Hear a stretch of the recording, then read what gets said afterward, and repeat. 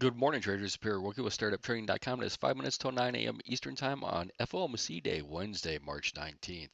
So, looking ahead at today, really, I don't even know if Bank of Japan did anything last night or not. Really don't care. Got crude at 10:30. That's in play again. And then we have, of course, FOMC and FOMC press conference at I have 2 and 2, but it's actually 2 and 2:30. So uh, I'm not going to be around this afternoon, so that keeps me out of doing something silly. But for those of you that are going to be trading this afternoon, think of this whole session now as before and after 2 o'clock. That's really how you have to, look at it in your head. Yesterday's session, basically for the session, was between 475 and 485 on the Qs, and then with the majority of the whole session spent at 475, to be honest with you. And then looking at the cash between 5600 and 5700, and then you've got uh, on the SPY between basically uh, 559 uh, up to right around 567 half is really where you spent the majority of the time yesterday. We did repair some single prints, just the lower ones. I mismarked this on the Dow. Didn't touch any of the other poor structure on the other indexes.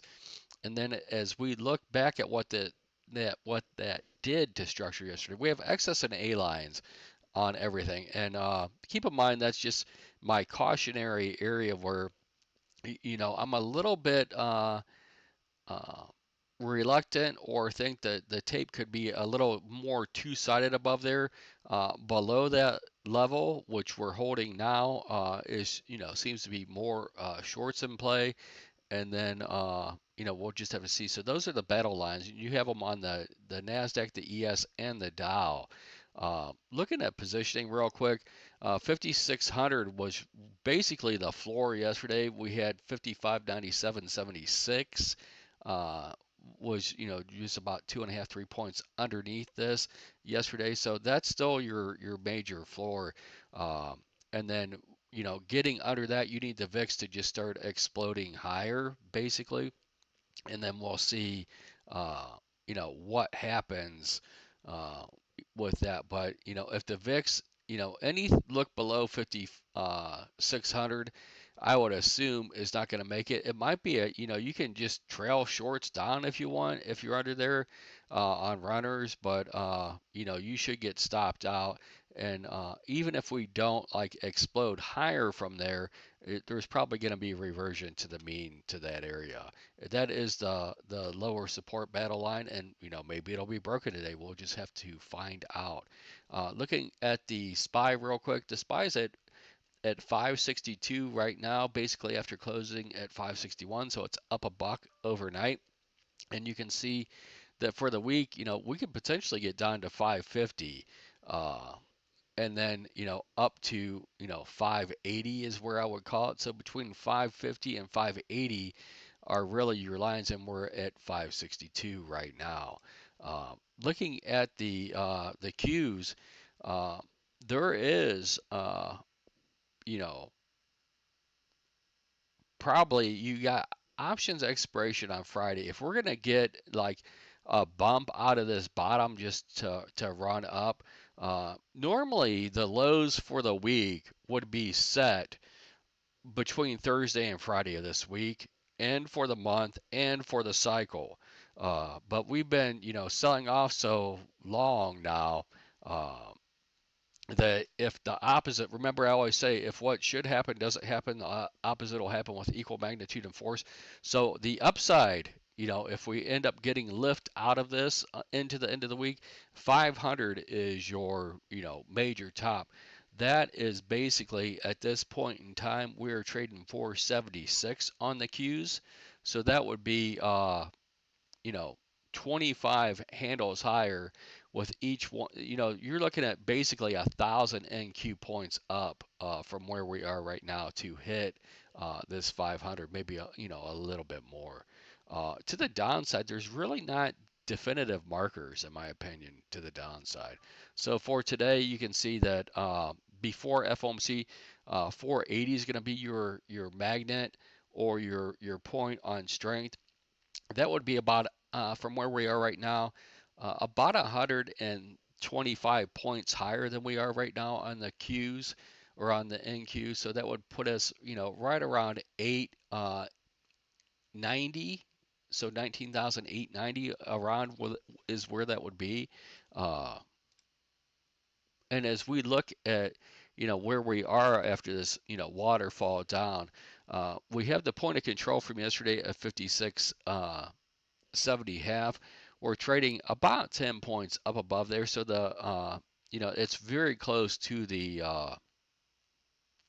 settlement.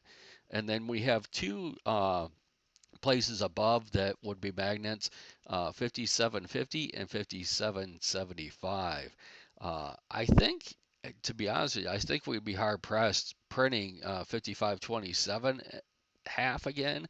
That is a slow tick. I think that's going to hold for a while, but we shall find out.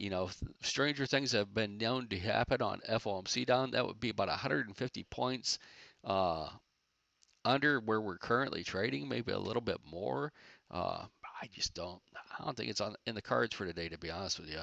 Uh, and then we really have a balance zone, basically between the swing high of Monday and the swing low from last Thursday. That's the range that we're in. If you look at 1, 2, 3, 4, 5, 6, 7, today's going to be the 8th day.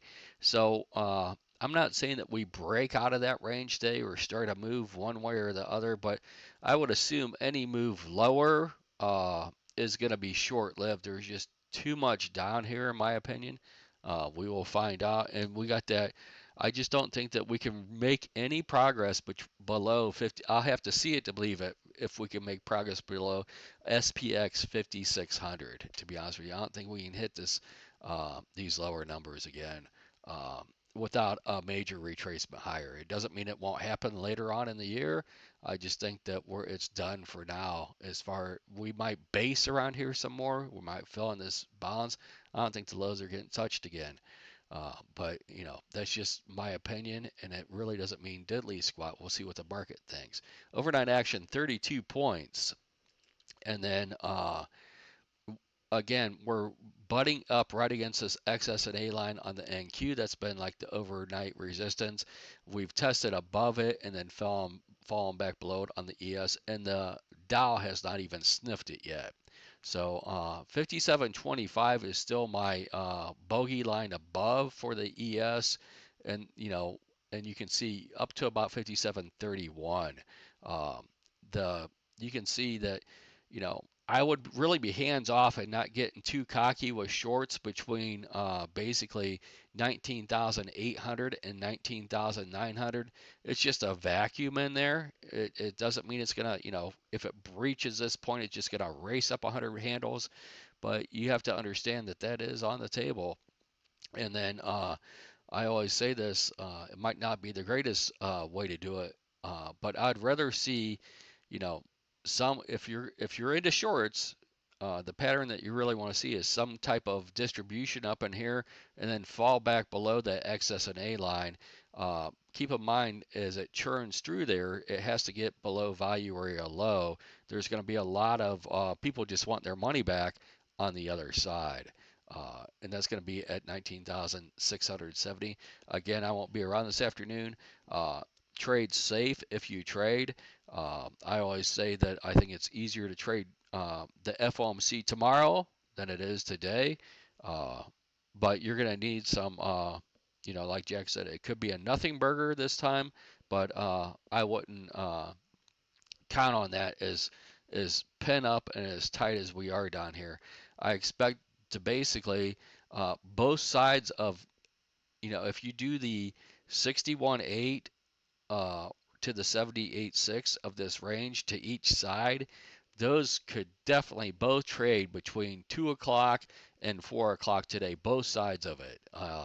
And then just basically end up not too far off from where we are right now. We shall see. Again, on strength, watch the the ES and the Dow, see if they can get these signal prints.